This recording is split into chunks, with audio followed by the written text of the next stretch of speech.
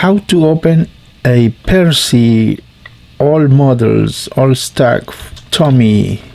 Here, look, here is a TOMY 2002. During the last couple of years, when I used to sell on eBay, there a lot of people used to unscrew the entire model, trying to find a way to open it, and leave a lot of feedback about the how they could not access the battery compartment, or the motor did not work. And the problem was that they have not the information how to open this. I know for a lot of you already know how to access, but I'm gonna do this for the other people or the new to this era of old models. So here is a little tab you gotta pull down like this. Can you see it right there?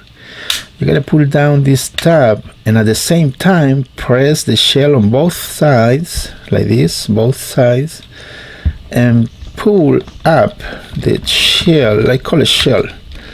Now let me show you like this. Very easy. See, that's the way you do it.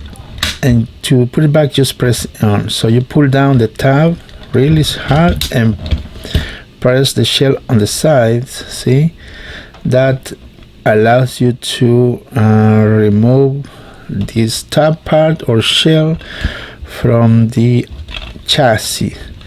So simple as that.